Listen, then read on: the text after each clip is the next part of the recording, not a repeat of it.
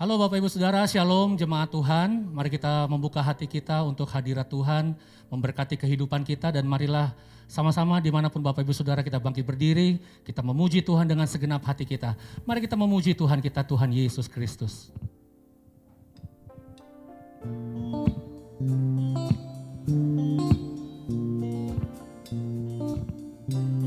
Tuhan itu baik bagi setiap kita yang bersandar kepadanya.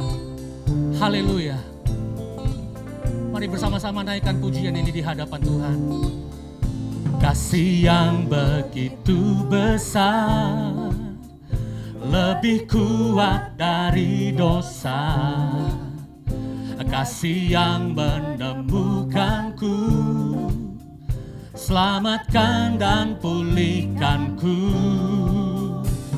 Ku naikkan syukurku, ku tak akan berhenti memuji, meninggikan namamu selalu, menari, memuliakanmu, dibebaskan, dibangkitkan, hidup yang kau beri dan kini hanya untukmu. Mari bertepuk tangan sama-sama, angkat suaramu memuji Tuhan. Biarlah kita penuhkan rumah-rumah kita dengan puji-pujian bagi Allah. Haleluya.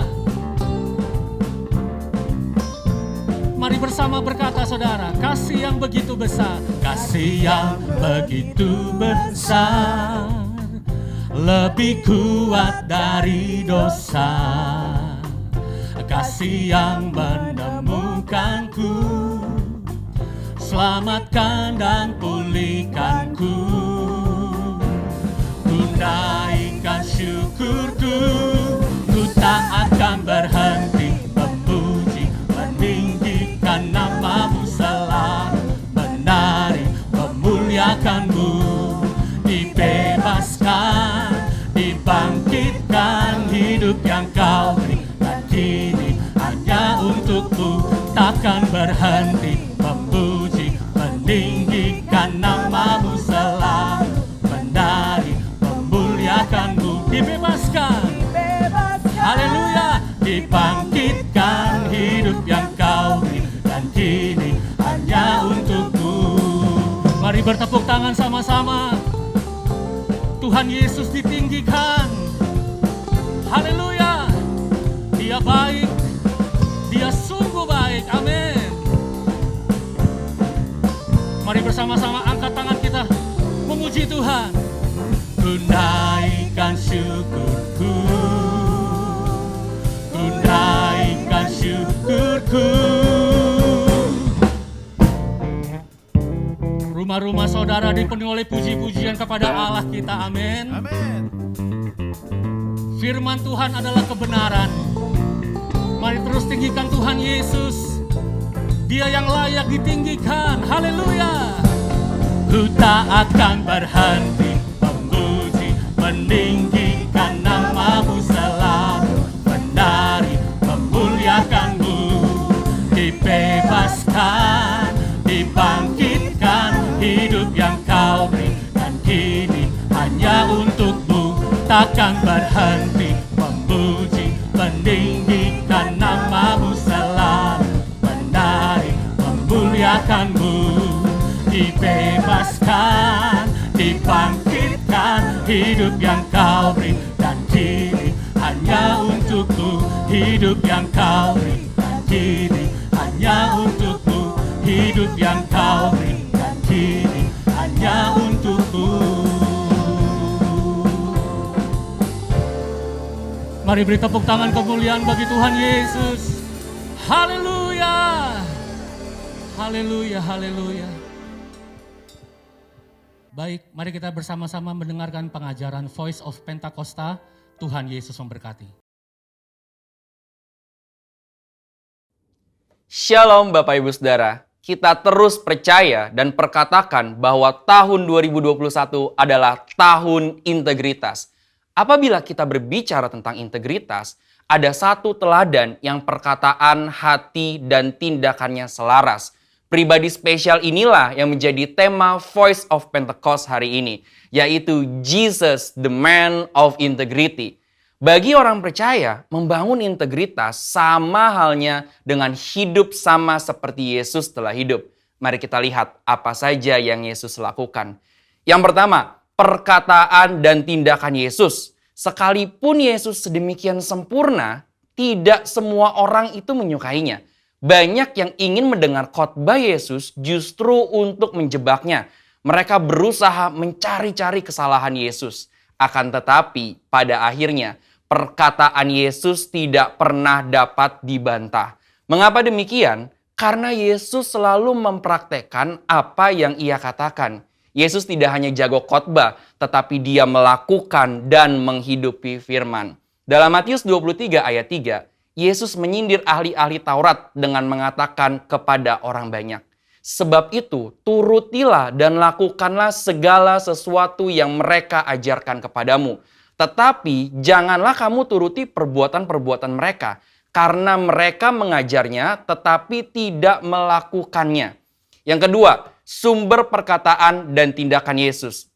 Dalam Yohanes 12 ayat 49, Yesus mengatakan demikian, "Sebab aku berkata-kata bukan dari diriku sendiri, tetapi Bapa yang mengutus aku.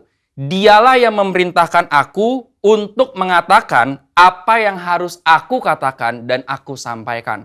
Selama hidupnya di bumi, Yesus tidak pernah mengatakan sesuatu dari dirinya sendiri. Ia sungguh-sungguh memastikan bahwa semua perkataan dan tindakannya itu bersumber dari Bapa. Dia tidak mengatakan sesuatu untuk kepentingannya pribadi, tetapi untuk kerajaan Allah. Yesus juga selalu memastikan bahwa semua yang dia lakukan sesuai dengan kehendak Bapa. Dengan cara demikian, Yesus sungguh-sungguh menjaga integritasnya. Yang ketiga, aplikasi perkataan dan tindakan Yesus. Kita sudah melihat bagaimana Yesus sungguh-sungguh menjadi man of integrity. Di dalam Alkitab, ada beberapa tindakan Yesus dalam mengaplikasikan kehidupan yang berintegritas. Pertama, ketika menghadapi pencobaan, Yesus menolak untuk mengubah batu menjadi roti. Bukan masalah sanggup atau tidak sanggup, tetapi karena ini adalah rencana iblis. Ingat saudara, Yesus hanya mau melakukan kehendak Bapa. Kedua, menghadapi yang membutuhkan. Yesus tidak membeda-bedakan orang ketika memberikan pertolongan. Ketika ada seorang perempuan non-Yahudi yang memohon dengan sangat agar anaknya disembuhkan, Yesus tetap memberi pertolongan. Ketiga, menghadapi yang menjebak. Sepanjang perjalanan pelayanan Yesus sering dibanjiri dengan pertanyaan-pertanyaan jebakan. Tetapi Yesus selalu dapat menjawab dengan sangat tepat. Hal ini terjadi karena Yesus sungguh-sungguh berkata-kata hanya dari Bapa. Keempat, menghadapi yang berdosa. Ketika Yesus disalib, ia masih sempat berdoa dengan tulus kepada Bapa, sesuai dengan apa yang dia ajarkan selama ini mengenai pengampunan. Doanya, "Ya Bapa, ampunilah mereka sebab mereka tidak tahu apa yang mereka perbuat." Ini berarti Yesus tetap memegang integritasnya bahwa pengampunan tersedia bagi semua orang yang meminta ampun. Sekalipun bagi mereka yang menyalibkan Yesus. Bapak Ibu Saudara, integritas adalah sesuatu yang dibangun. Oleh sebab itu, sesuai dengan visi yang Tuhan sudah beri bagi gereja kita, mari sepanjang tahun ini kita membangun integritas dengan cara hidup seperti Yesus telah hidup. Saudara, untuk penjelasan lebih lengkapnya dari tim teologi kami, silakan membuka link yang ada di atas atau scan QR Code yang tersedia. Salam integritas. Tuhan Yesus memberkati.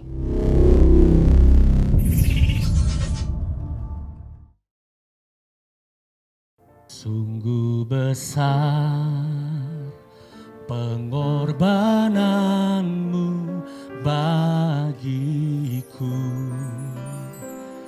terlalu dalam untuk dimengerti. Sungguh besar,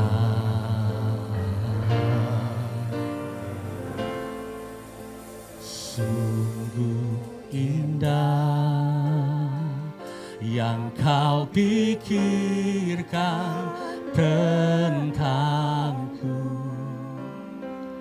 tak terselami bagiku.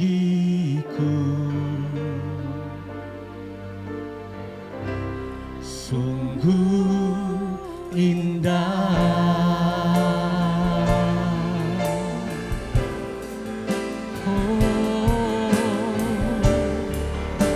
Mari bersama-sama memuji Tuhan Yesus, saudara. Haleluya. Kemanakah aku dapat pergi, menjauhi roh-Mu yang suci, Kau sahabat. Tuhan, Engkau dekat dengan kami.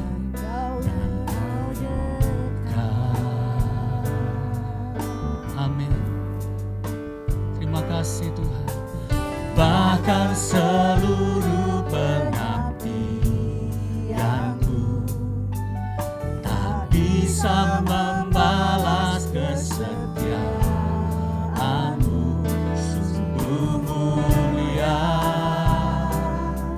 dan berharga Tuhan.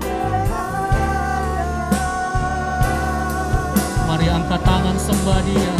Sungguh besar pengorbanan-Mu bagiku, terlalu dalam untuk dimengerti. Sungguh besar.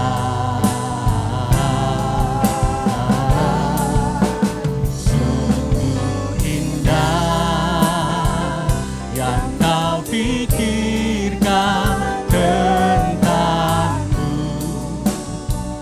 tak terselami bagiku. Oh, sungguh indah. Mari sembah Dia. Sungguh besar, sungguh besar pengorbanan bagiku, terlalu dalam untuk dimengerti. Sungguh besar. Haleluya Tuhan. Sungguh indah yang Kau pikirkan tentangku, tak terselami bagiku. Sungguh indah Tuhan, indah. Oh Yesus, kami sembah.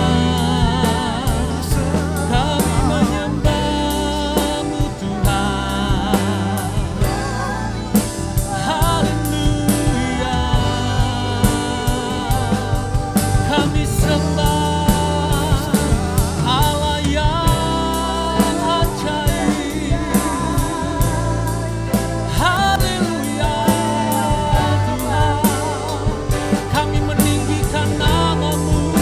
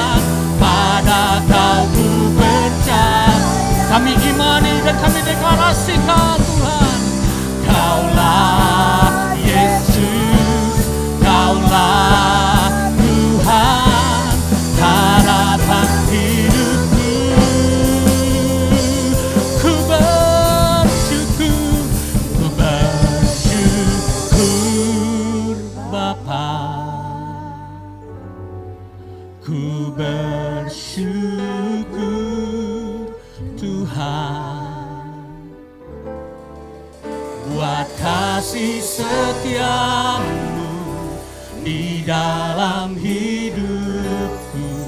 Ku bersyukur, ku bersyukur, ku bersyukur Bapa, ku bersyukur.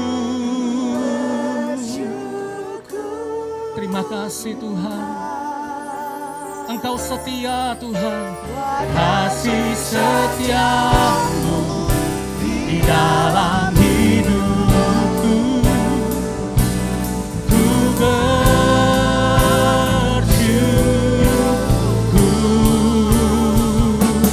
Tuhan.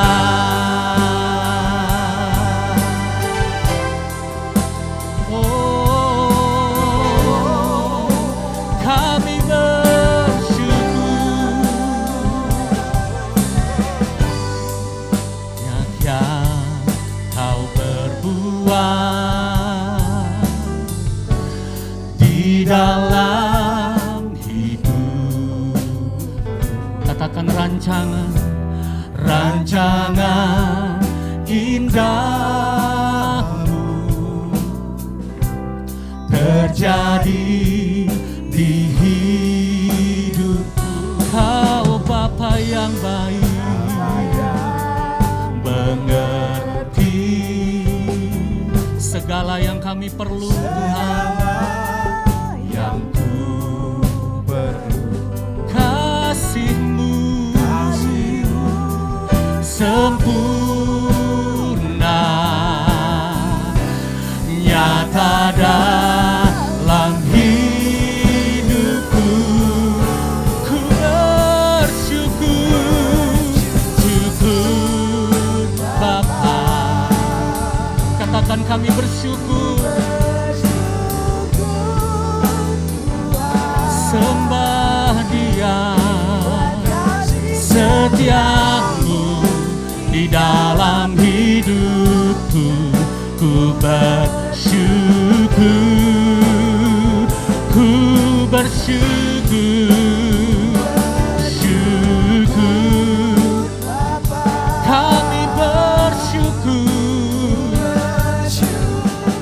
Terima kasih Tuhan, kami percaya buat kasih setiamu di dalam hidupku. Ku bersyukur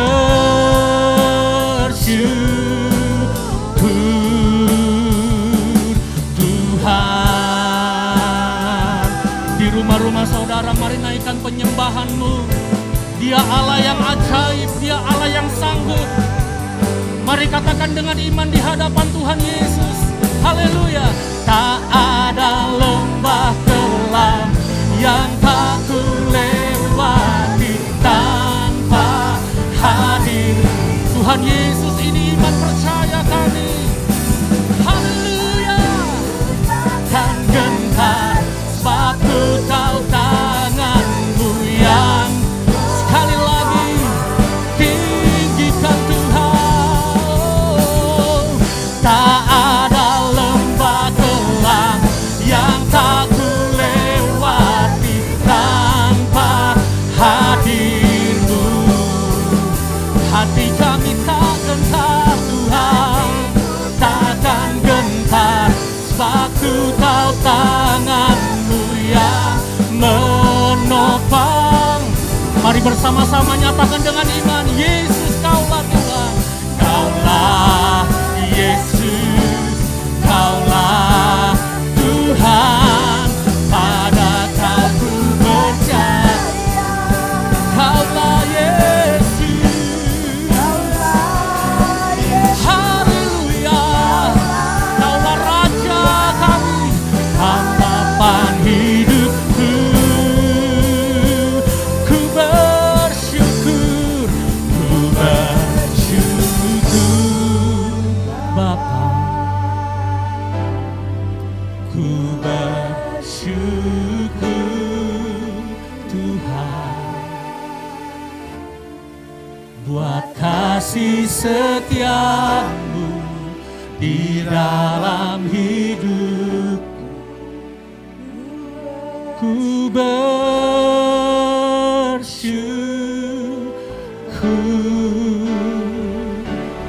Tuhan.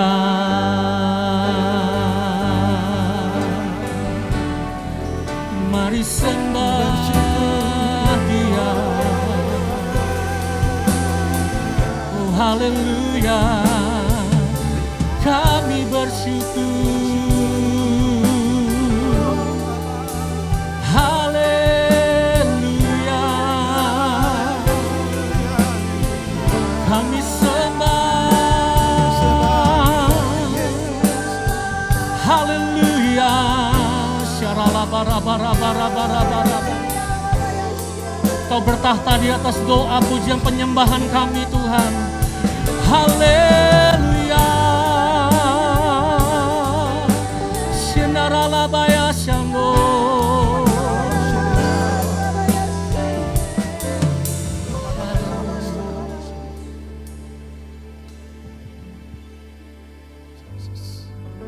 Baik, sebelum mendengar firman Tuhan, mari kita bersama-sama mendeklarasikan arti dari Pentakosta ketiga. Tuhan Yesus memberkati. Pentakosta ketiga. 1. Pentakosta ketiga adalah pencurahan Roh Kudus yang dahsyat di zaman now, melebihi yang terjadi di Azusa Street. 2. Pentakosta ketiga akan mengakibatkan penuaian jiwa yang terbesar dan yang terakhir sebelum Tuhan Yesus datang kembali. 3. Pentakosta ketiga akan membangkitkan generasi Yeremia, yaitu anak-anak muda yang dipenuhi Roh Kudus, cinta mati-matian kepada Tuhan Yesus, tidak kompromi terhadap dosa, dan akan bergerak untuk memenangkan jiwa. 4. Pentakosta ketiga lahir di Indonesia dan akan bergerak ke bangsa-bangsa. Gerakan ini dari timur ke barat dan akan kembali ke Yerusalem. 5. Pentakosta ketiga akan memberikan kuasa untuk menyelesaikan amanat agung dan setelah itu Tuhan Yesus datang kembali. Haleluya. Mari kita bersatu dalam doa. Bapa, kami bersyukur buat kebaikan, kemurahan Tuhan. Anugerah-Mu melimpah buat setiap kami Tuhan.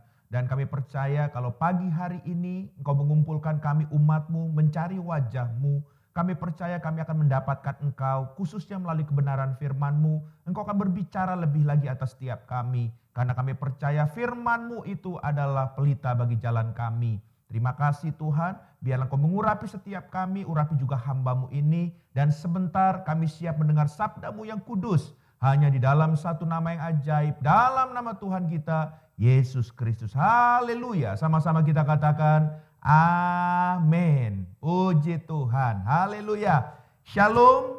Puji nama Tuhan. Senang kembali bisa berjumpa dengan saudara terkasih dalam Tuhan. Dimanapun saudara berada. Pertama-tama saya kembali mengucapkan terima kasih buat Bapak dan Ibu Gembala dan seluruh tim penggembalaan untuk kepercayaan yang saya melayani di tempat ini. Dan saya rasa belum terlambat kalau saya mengucapkan juga Happy New Year buat setiap kita ya. Selamat tahun baru. Nah saudara, tanpa terasa kita sudah masuk dalam tahun 2021. Nah saya percaya kita banyak sekali kenangan-kenangan di masa lalu ya, baik yang penuh sukacita atau penuh pergumulan, dan itu menjadi sebuah kenangan. Dan hari ini Tuhan membawa kita masuk di tahun yang baru. Nah oleh sebab itu ya, banyak orang berkata bahwa tahun yang baru ini juga belum tentu tahun yang mudah, belum tentu tahun yang gampang. Nah, saya mau mengajak saudara kita sama-sama membuka dari kebenaran firman Tuhan yang saya ambil dari 2 Timotius pasal yang kedua, ayat yang ketiga sampai dengan yang keempat. Kalau saudara terkasih di rumah ya, suka tentang tema, saya akan memberikan tema pagi hari ini yaitu tangguh dalam kehidupan. Kita buka sama-sama 2 Timotius 2 ayat 3 sampai dengan yang keempat. Demikian firman Tuhan. Ikutlah menderita sebagai seorang prajurit yang baik dari Kristus Yesus. Seorang prajurit yang sedang berjuang, tidak memusingkan dirinya dengan soal-soal penghidupannya. Supaya dengan demikian, ia berkenan kepada komandannya. Nah saudara terkasih dalam Tuhan, kalau kita baca dan merenungkan firman Tuhan ini, ya, ada sesuatu waktu saya merenungkan ini juga, itu menggelitik hati saya. Ya, waktu awal saya mengikut Tuhan dan mengiring Tuhan, ya, saya tahu bahwa saya saat itu juga menjadi anak Tuhan. saya lahir baru, saya dibaptis, ya saya menjadi anak Tuhan. Tapi waktu saya baca perenungan firman Tuhan ini, firman Tuhan berkata, ikutlah menderita sebagai seorang prajurit yang baik dari Kristus Yesus. Ternyata saudara, di satu sisi kita yang adalah anak Tuhan, setelah kita terima Tuhan, setelah kita mengikut Tuhan, di satu sisi juga Alkitab mengajarkan kita juga harus menjadi prajurit-prajuritnya Tuhan. Ya, kalau saudara tahu di beberapa kerajaan yang ada di dunia ini, saya membaca biografi putra-putra mahkotanya. Mereka juga saudara setelah mereka mulai cukup dewasa, ternyata mereka harus masuk akademi kemiliteran saudara. Ya, di beberapa negara itu namanya wajib militer. Kenapa saudara? Supaya mereka ditempa, mereka dididik sedemikian rupa. Ya, menjadi seorang putra mahkota bukan berarti mereka loyo, bukan berarti mereka lemah. Tapi saudara, mereka dimasukkan ke dunia militer supaya mereka juga saudara menjadi putra mahkota yang luar biasa. Nah, firman Tuhan juga mengajarkan saudara dan saya, selain kita jadi anak Tuhan, kita juga harus menjadi prajuritnya Kristus. Ya, saya belajar saudara terkasih dalam Tuhan, ya, dalam apa yang saya baca, saya belajar bahwa ternyata saudara, ya, kita kalau misalkan cuma melatih latihan badani, ya, untuk kita punya badan otot yang besar, mungkin kita bisa gym. Ya, dengan kita nge-gym, wah otot kita bisa besar. Ya, dengan kita supaya punya bela diri, saudara kita bisa ikut bela diri. Tapi ternyata saudara itu saja nggak cukup. Seorang prajurit bukan cuma badannya harus dilatih, bukan hanya harus badannya sehat dan bagus, bukan cuma harus pintar bela diri. Tapi ternyata seorang menjadi prajurit, mentalnya pun harus terbentuk. Ya, makanya saudara menghadapi situasi, sekalipun situasi urgent, situasi darurat, situasi yang tidak mungkin, yang tidak baik, bahkan menghadapi medan peperangan, seorang prajurit akan siap. Kenapa? Karena mereka terlatih secara mentalnya. Nah, Alkitab saudara juga ingin mengajar kita, kalau kita dikajarkan untuk menjadi prajurit Kristus, supaya saudara dan saya juga menjadi prajurit yang punya mental yang kuat. Katakan sama-sama mental yang kuat, ya. Dalam tanda kutip, saudara dan saya menjadi pribadi yang tangguh di dalam Tuhan. Katakan sama-sama pribadi yang tangguh di dalam Tuhan. Nah, kalau kita melihat kebenaran firman Tuhan, apa sih sebetulnya arti kata tangguh? Ya, tangguh dalam Kamus Besar Bahasa Indonesia, yang pertama itu artinya sukar dikalahkan, kuat, andal, ya. Tapi arti yang kedua, ya, arti kata tangguh yang kedua yaitu kuat sekali. Ini bicara pendiriannya, ya, bahkan tabah dan tahan. Ya, ini bicara tentang konteksnya, ya, waktu dia menghadapi tantangan, penderitaan, dia menjadi pribadi yang tabah dan tahan, ya, untuk menghadapi semuanya itu. Jadi saya mau kasih tahu sama saudara jemaat Tuhan di tempat ini, kita sebagai anak Tuhan, kita juga harus menjadi prajurit Kristus. Supaya kita punya ketangguhan dalam menghadapi apapun yang akan terjadi di hari-hari yang ke depan ini. Ya, nah saudara terkasih dalam Tuhan, kalau kita belajar dari Alkitab, Alkitab ini banyak sekali menceritakan kita, mengajarkan kita tentang hal-hal yang luar biasa. Bahkan mengajar kita tentang orang-orang atau pribadi-pribadi yang tangguh di dalam Tuhan. Dan salah satu yang saya ingin mengajak kita semua merenungkan adalah seorang yang gak asing lagi buat kita. Yang ini juga adalah menjadi satu panutan buat saya. Dia adalah seorang raja yang bernama Raja Daud. Mari kita sama-sama membuka dari 1 Samuel pasal yang ke-30 ayat yang pertama sampai dengan yang ke-8. 1 Samuel pasal yang ke-30 ayat yang pertama sampai dengan yang ke-8. Saya boleh bacakan buat saudara. Saudara di rumah boleh ikut baca juga, ya. Demikian firman Tuhan. Ketika Daud serta orang-orangnya sampai ke Ziklag pada hari yang ketiga, orang Amalek telah menyerbu tanah Negeb dan Ziklag. Ziklag telah dikalahkan oleh mereka dan dibakar habis. Perempuan-perempuan dan semua orang yang ada di sana, tua dan muda, telah ditawan mereka dengan tidak membunuh seorang pun. Mereka menggiring sekaliannya, kemudian meneruskan perjalanannya. Ketika Daud dan orang-orangnya sampai ke kota itu, tampaklah kota itu terbakar habis dan istri mereka serta anak mereka yang laki-laki dan perempuan telah ditawan. Ayat 4, Lalu menangislah Daud dan rakyat yang bersama-sama dengan dia itu dengan nyaring, sampai mereka tidak kuat lagi menangis. Juga kedua istri Daud ditawan, yakni Ahinoam perempuan Yisrael dan Abigail bekas istri Nabal orang Karmel itu. Dan Daud sangat terjepit karena rakyat mengatakan hendak melempari dia dengan batu. Seluruh rakyat itu telah pedih hati, masing-masing karena anaknya laki-laki dan perempuan. Tetapi Daud menguatkan kepercayaannya kepada Tuhan Allahnya. Lalu Daud memberi perintah kepada Imam Abiatar bin Ahimelek, bawalah efod itu kepadaku. Maka Abiatar membawa efod itu kepada Tuhan. Kemudian bertanyalah Daud kepada Tuhan, katanya, haruskah aku mengejar gerombolan itu? Akan dapatkah mereka kususul? Dan ia berfirman kepadanya, kejarlah, sebab sesungguhnya engkau akan dapat menyusul mereka dan melepaskan para tawanan. Haleluya, haleluya. Saudara terkasih dalam Tuhan, kalau kita baca dan merenungkan dalam 1 Samuel pasal 30 ayat yang pertama sampai yang ke-8 ini adalah sebuah cerita yang sebetulnya ada yang cerita di depannya terlebih dahulu. Ya, saudara, supaya saudara mengerti dari perenungan kita bahwa Daud adalah seorang raja yang tangguh, seorang pribadi yang tangguh di dalam Tuhan.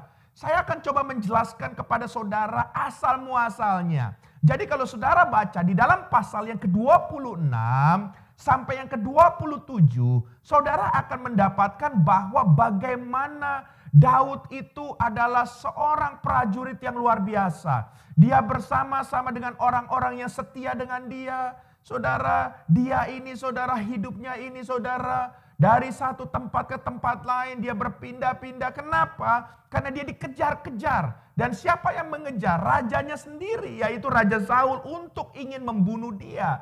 Saudara, kalau saudara baca dalam pasal 26 dan sebelumnya, saudara lihat bagaimana Daud itu dikejar-kejar terus.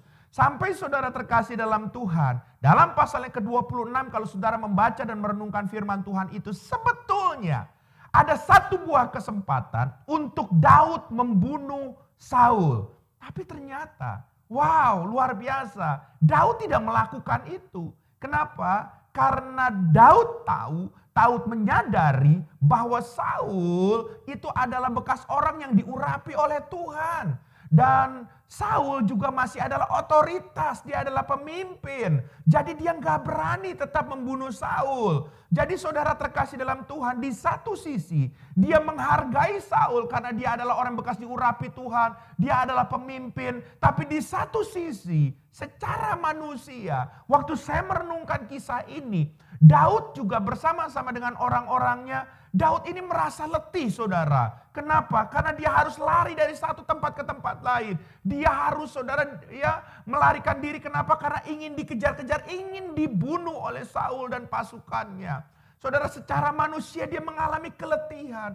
Secara manusia saudara terkasih dalam Tuhan, mungkin dia menyadari bahwa ada saatnya dia juga bisa lengah. Dan ada saatnya mungkin dia juga bisa terbunuh saudara. Akhirnya saudara, dalam kesempatan ini saudara, mungkin secara manusia dia mengambil sebuah sikap. Dia saudara terkasih dalam Tuhan mengambil sebuah sikap, yaitu lebih baik saya menyingkir dari Saul daripada Saul terus merasa dia gak tenang dengan adanya Daud.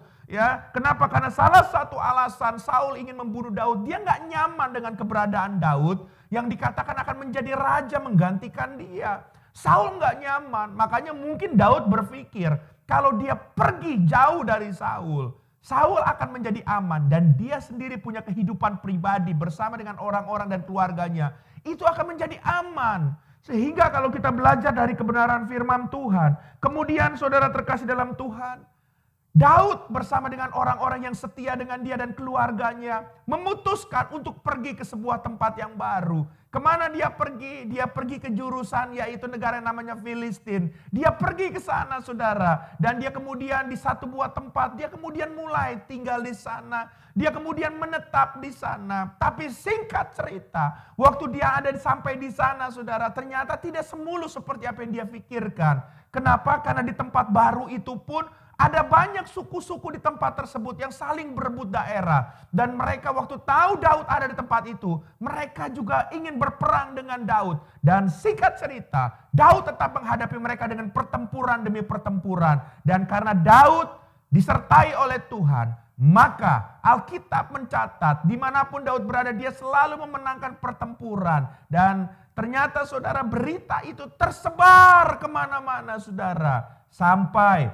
kalau kita melihat salah satu penguasa di Filistin itu adalah seorang raja yang bernama Raja Akis saudara. Dan Raja Akis mendengar juga berita itu. Akhirnya Raja Akis berinisiatif untuk ajak bicara Daud. Karena Daud sudah masuk ke dalam wilayahnya saudara. Nah kalau kita melihat sama-sama, mari kita buka sama-sama dalam 1 Samuel. Pasal yang ke-27, ayat yang ke-5 sampai dengan yang ke-6 ya. Ayat yang ke-5, demikian firman Tuhan.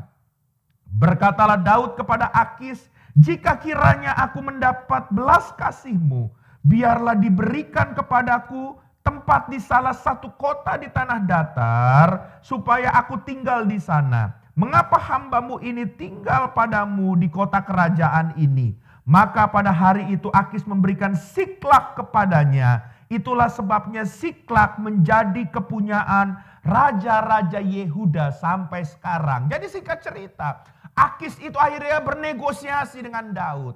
Dan Daud bilang, sudahlah Akis, kalau boleh aku juga gak akan ganggu. Aku cuma minta sedikit sepenggal tanah supaya kami bisa tinggal tentram di tempat ini. Kasihlah kami sebuah tempat. Kemudian Akis mungkin berpikir, dan gak ada salahnya saudara, karena Daud berjanji akan menjaga ketentraman. Dikasihlah sebuah tempat yang baru saudara, yang namanya Siklak. Ditaruhlah Daud dan seluruh komunitas dan keluarganya di kota itu yang namanya Siklak. Di tempat itu saudara, Daud semakin kuat. Di tempat itu Daud semakin saudara menjadi luar biasa saudara. Bahkan kalau ada suku-suku lain yang mengajaknya berperang, dia selalu memenangkan peperangan demi peperangan. Nah singkat cerita, Akis dan seluruh raja-raja, karena ada persekutuan raja-raja, ada jenderal-jenderal di Filistin tersebut, ya. Kemudian mereka ingin berencana berperang kembali dengan Israel. Nah, kita sama-sama tahu bahwa Daud adalah orang Israel. Nah, saudara terkasih dalam Tuhan, tapi hari ini setelah dia ditinggal di Siklak, dia adalah orang dari Raja Akis. Nah, singkat cerita, waktu akan menyerang Israel, berperang dengan Israel, Raja Akis itu saudara putar otak. Dan dia mau mengajak untuk Daud beserta dengan pasukannya itu menjadi bagian dari pasukan mereka ya, untuk berperang ya. Dan saudara terkasih dalam Tuhan, singkat cerita dia mengajaknya. Maka kita coba lihat sama-sama dalam 1 Samuel pasal 28 ayat yang pertama sampai dengan yang kedua demikian. Pada waktu itu orang Filistin mengerahkan tentaranya untuk berperang melawan orang Israel. Lalu berkatalah Akis kepada Daud, ketahuilah baik-baik bahwa engkau beserta orang-orangmu harus maju berperang bersama-sama aku dalam tentara. Jawab Daud kepada Akis, baik, engkau akan tahu apa yang dapat diperbuat hambamu ini. Lalu Akis berkata kepada Daud, sebab itu aku mengangkat engkau menjadi pengawalku sendiri sampai selama-lamanya. Dari kisah ini kita melihat bagaimana Akis coba merekrut Daud lebih dalam lagi saudara. Bukan cuma diikat dengan sebuah tempat yang namanya Siklak. Tapi di ayat ini saudara akan melihat bahwa Raja Akis memberikan kepercayaan dengan sebuah jabatan. Dikatakan Akis mengangkat Daud menjadi pengawal pribadinya sendiri sampai selama-lamanya. Saudara bayangkan, biasanya orang kalau dipercayakan sesuatu itu ada jangka waktunya atau minimal akan dievaluasi. Tapi ini baru diangkat, langsung diberikan jabatan seumur hidup. Saudara, ini namanya politik saudara. Politik itu kalau nggak bisa dilawan akan dirangkul saudara. Jadi Daud dirangkul, diberikan jabatan. Ya, menjadi orang kepercayaan Akis seumur hidupnya. Saudara, singkat cerita Daud akan coba membuktikan itu. Dan kalau kita belajar melihat kebenaran firman Tuhan. Kemudian singkat cerita, ya, singkat cerita mereka dibawa Akis bersama Daud dan orang-orangnya untuk berperang. Dipertemukan dengan raja-raja lain, dengan jenderal-jenderal lain di Filistin itu sebelum mereka maju berperang dengan Israel. Tapi apa yang terjadi? Waktu dipertemukan, ternyata teman-teman Raja Akis berkata begini sama Akis. Akis, kamu gak salah ngajak Daud. Ya, kamu gak salah. Nanti salah-salah dia bisa ya berbalik melawan kita. Intinya akhirnya Raja Akis menjamin bahwa sebetulnya Daud betul-betul akan setia kepadanya. Tapi ternyata akhirnya teman-teman dari Raja Akis ini berkata, sudahlah Akis, ya tolong sekali ini kamu jangan libatkan dia. Suruh dia pulang ke Siklak, biar dia di sana saja. Kita kasih izin, kamu kasih izin mereka tempat di situ. Tapi untuk kali ini berperang, saya rasa kita ini cukup. Ya, kita jadi satu, kita cukup menyerang Israel. Gak usah libatkan Daud. Singkat cerita saudara, dengan berat hati Akis mungkin memanggil Daud.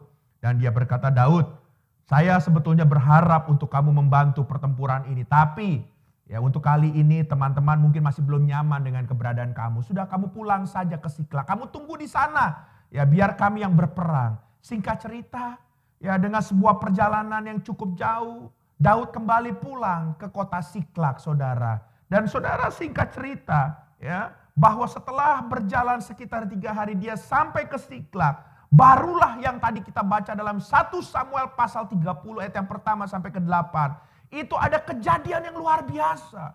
Kenapa saya bilang kejadian luar biasa? Karena waktu Daud dan seluruh tentaranya yang setia dengan dia masuk ke kota Siklak. Mereka mendapatkan kota Siklak itu telah luluh lantah, telah dibakar, telah dihancurkan. Bahkan harta benda mereka telah dijarah. Bahkan keluarga mereka, istri mereka, anak-anak mereka itu ditawan oleh musuh, oleh orang Amalek. Saudara bayangkan baik-baik. Tadinya mereka ingin berperang, tapi mereka diserang, saudara. Saudara terkasih dalam Tuhan, bukankah ini yang terjadi oleh setiap kita? Ya, waktu tahun 2020 bulan Januari dulu, kita punya banyak planning sepanjang tahun ke depan ini akan melakukan hal-hal yang luar biasa. Tapi masuk bulan Februari, bulan Maret 2020 ya tahun yang lalu, corona mulai masuk. Saudara terkasih dalam Tuhan, banyak rencana yang buyar. Banyak akhirnya seakan-akan pengen berperang tapi diserang. Gak bisa apa-apa. Pekerjaan, bisnis hancur semuanya, saudara terkasih dalam Tuhan. Banyak kondisi-kondisi yang gak enak dialami oleh kita.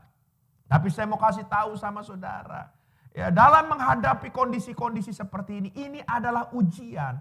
Makanya kenapa Alkitab berkata sama kita, kita gak cukup cuma jadi anak Tuhan. Tapi kita juga harus jadi pribadi yang tangguh di hadapan Tuhan. Seperti seorang prajurit yang punya mentalitas prajurit. Pribadi yang tangguh sehingga kondisi apapun yang kita hadapi, bahkan ke depan tahun 2021 ini, apapun yang akan kita hadapi, kita akan kuat. Yang setuju dengan saya, boleh kasih tepuk tangan buat Tuhan kita.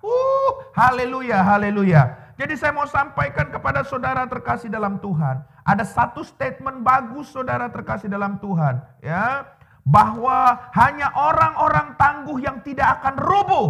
Meskipun keadaan sekitarnya seolah-olah runtuh. Saya ulang sekali lagi. Hanya orang-orang tangguh yang tak akan rubuh meskipun keadaan sekitarnya seolah-olah runtuh. Nah, saya mau kasih tahu sama saudara, banyak hal dalam kondisi ini yang membuat Daud juga. Kalau saudara baca tadi ulang ya saudara, ya bahkan saudara akan mendapatkan sebuah situasi. 1 Samuel 30 ayat yang keempat tadi dikatakan begini. Lalu Daud menangis dan rakyat yang bersama-sama dengan dia itu dengan nyaring. Dia nangis, Daud sampai nangis saudara. Ya, tapi dikatakan sampai mereka tidak kuat lagi menangis. Nangisnya bukan cuma wah, sampai akhirnya sampai nggak bisa ngomong. Begitu mereka sedih, pilu, terluka. Karena mereka semua apa yang mereka punya itu hilang. Siklak berbicara tentang sebuah kehilangan. Apa yang menjadi kehilangan saudara di tahun 2020 kemarin?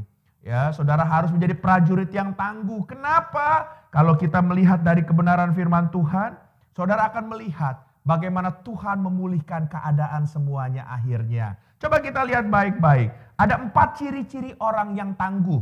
Ya, supaya kita menjadi orang yang tangguh masuk 2021 ini. Yang pertama, ciri orang yang tangguh. Saya akan ulang tadi ayat yang ke-6. 1 Samuel pasal 30 ayat yang ke-6. Dan Daud sangat terjepit karena rakyat mengatakan hendak melempari dia dengan batu. Seluruh rakyat itu telah pedih hati masing-masing karena anaknya laki-laki dan perempuan. Tetapi Daud menguatkan kepercayaannya kepada Tuhan.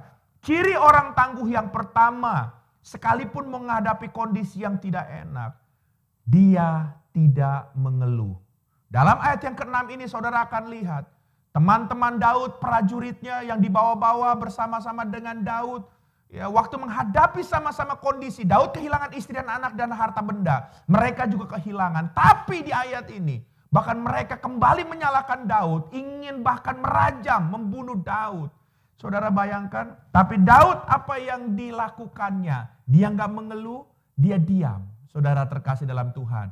Ciri yang pertama orang yang tangguh tidak suka mengeluh apapun yang sedang dihadapi. Seberapa banyak saudara hari ini masih suka mengeluh dengan kondisi yang saudara hadapi? Saya mau kasih tahu sama saudara terkasih dalam Tuhan bahwa kalau kita suka mengeluh, ya, mengeluh itu adalah ya biasanya menyalahkan orang atau keadaan orang lain. Tapi kalau saudara belajar lebih jauh, sebetulnya mengeluh itu adalah sebuah sikap hati, jadi bukan sebuah kondisi. Katakan sekali lagi, sikap hati bukan kondisi, ya. Jadi mengeluh itu adalah sebuah sikap hati bukan kondisi. Makanya orang yang suka mengeluh dengan kondisi yang gak enak sekalipun berjalan dengan waktu kondisi mereka semakin baik, kadang-kadang kita akan mendapatkan orang yang sama yang suka mengeluh itu masih akan mengeluh juga. Kenapa? Karena orang yang suka mengeluh itu adalah karakter, sikap hatinya, saudara. Lawan dari mengeluh adalah bersyukur. Ya, saudara, kita adalah anak Tuhan. Hari-hari ini apapun yang terjadi, masuk tahun 2021 ini, masih banyak langkah kita ke depan yang panjang.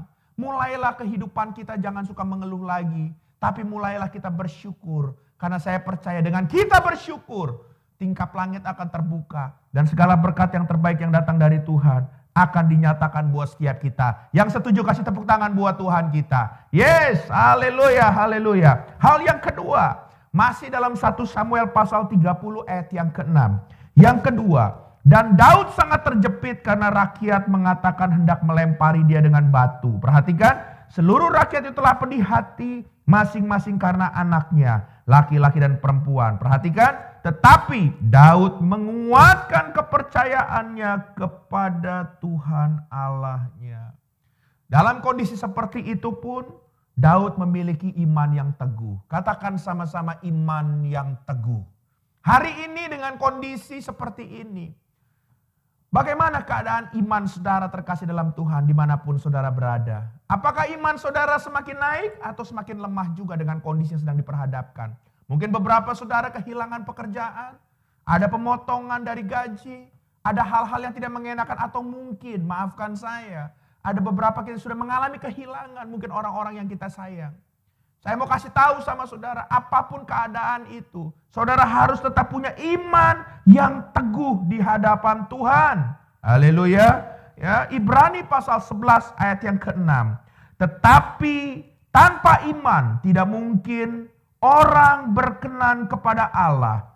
Sebab barang siapa berpaling kepada Allah, ia harus percaya bahwa Allah ada dan bahwa Allah memberi upah kepada orang yang sungguh-sungguh mencari Dia.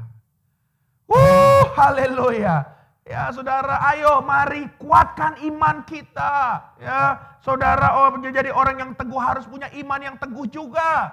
Kalau saudara lihat ada beberapa contoh Alkitab. Abraham waktu dicobai, tapi dikatakan Alkitab berkata ya dalam Roma pasal 4 ayat yang ke-18 ya bahwa imannya tidak semakin lemah tapi dia semakin kuat. Ya, bahkan Ayub waktu dia dicobai juga saudara, dia mengatakan bahwa dia akan timbul seperti emas. Belum selesai masalahnya.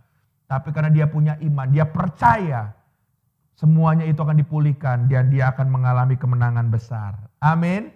Haleluya. Jadi ini hal yang kedua. Hal yang ketiga, ya saudara terkasih dalam Tuhan, ya, hal yang ketiga adalah saudara, ya dalam 1 Samuel, ya pasal yang ke-30 ayat yang ke-8.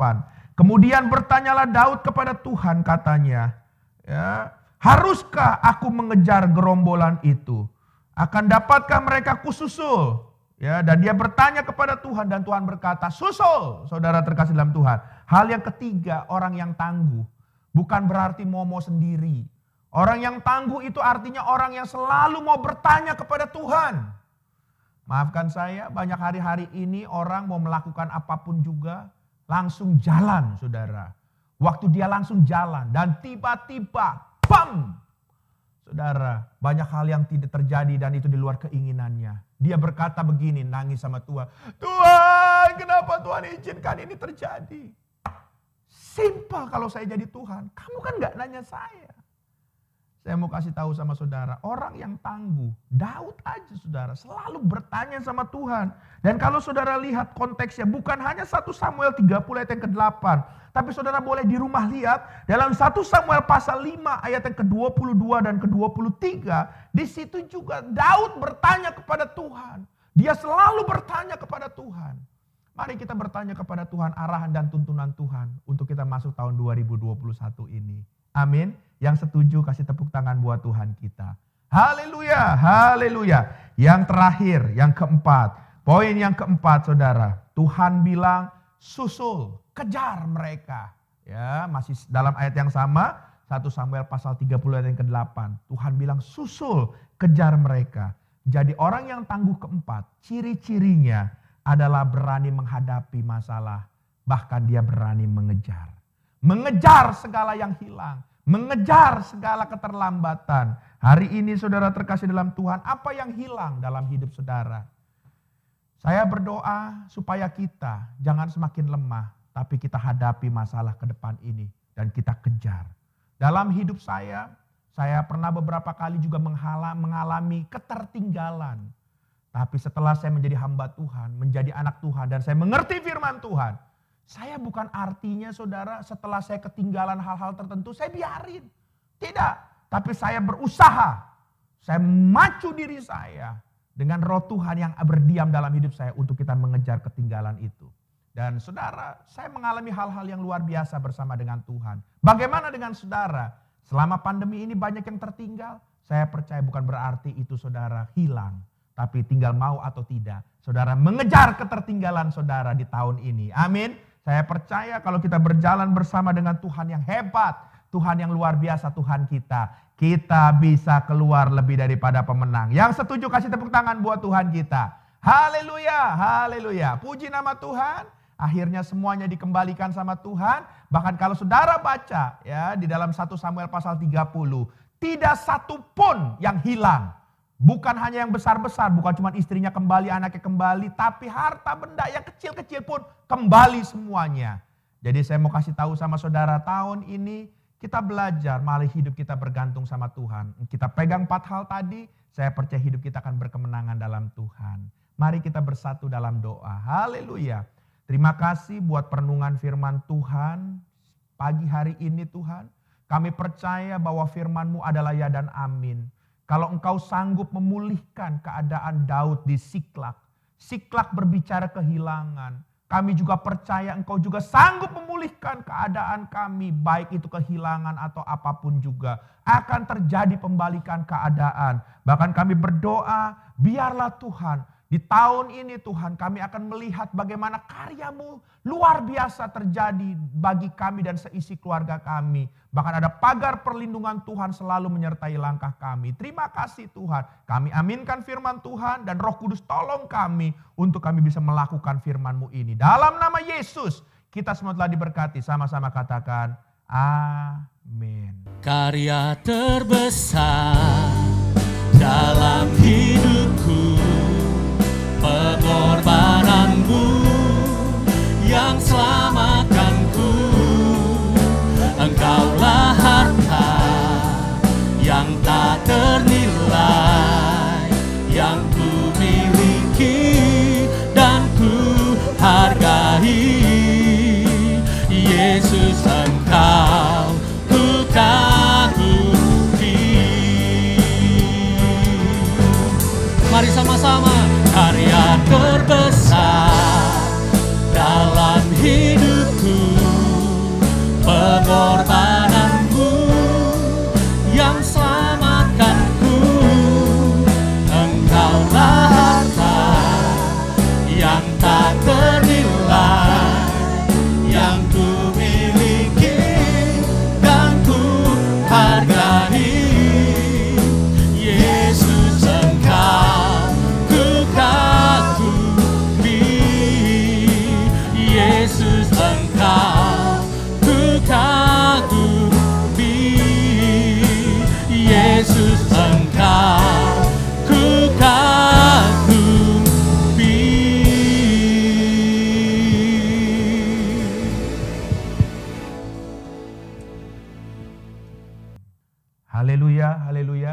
seluruh jemaat yang terkasih dalam Tuhan, kita akan mengakhiri ibadah.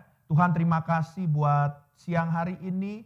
Dan biarlah Tuhan, kami percaya Tuhan, bahwa Engkau terus memberkati gerejamu di tempat ini. Memberkati para pemimpin-pemimpin di tempat ini, juga hamba-Mu Bapa dan Ibu Gembala. Dan kami percaya semuanya kami dalam perlindungan Tuhan. Dan sebentar Tuhan, kalau kami akan mengakhiri ibadah, kami percaya bahwa Tuhan, Roh-Mu bersama-sama dengan kami.